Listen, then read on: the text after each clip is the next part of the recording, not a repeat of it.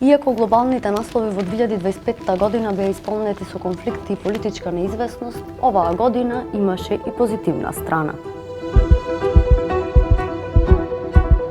Ова се совпаѓа со фактот дека 2025 година е година на совршениот квадрат, редок математички феномен што се случува приближно еднаш во човечкиот живот, а носи символични промени и историски пресврти. Последен пат светот имаше таква година во 1936 година, во пресрет на големи глобални пресврти, додека следната ќе дојде дури во 2116 година. Така и 2025 година беше исполнета со позитивни, трансформативни настани. На прво место, по 2 години геноцидна војна во Газа, масовното убивање и гранатирање на цивили од страна на Израел престана, отворајќи ја вратата за кревок, но реален мировен процес. Беше забележан и значаен чекор напред во борбата за одржлива иднина. За прв пат во историјата обновливите извори на енергија го надминаа јагленот како водечки извор на електрична енергија. Извори како сонцето и ветерот задоволија дури 100% од дополнителната глобална побарувачка за електрична енергија и доведоа до мало намалување на употребата на јаглен и газ.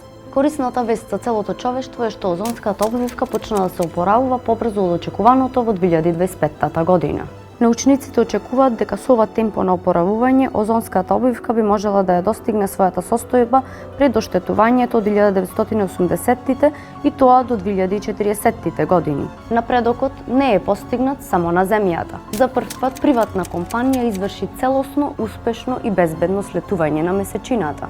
Беспилотната истражувачка мисија Син-Дух на Firefly Aerospace е дел од соработката со НАСА, која се стреми да го искористи приватниот сектор за да се врати на месечината. И во свет на независност и изолација, сепак сме сведоци на враќањето на човештвото. По пандемијата, глобалните истражувања покажуваат дека алтруистичките и добротворните дела се зголемиле за 10% над нивоата пред 2020 година, вклучувајќи волонтирање, помагање на непознати и донации. Овој тренд укажува на одржлив раст на хуманитарните и општествено одговорните активности во многу земји низ целиот свет. Затоа 2025 година покажува дека дури и во кризи човештвото може да напредува и да прави добро.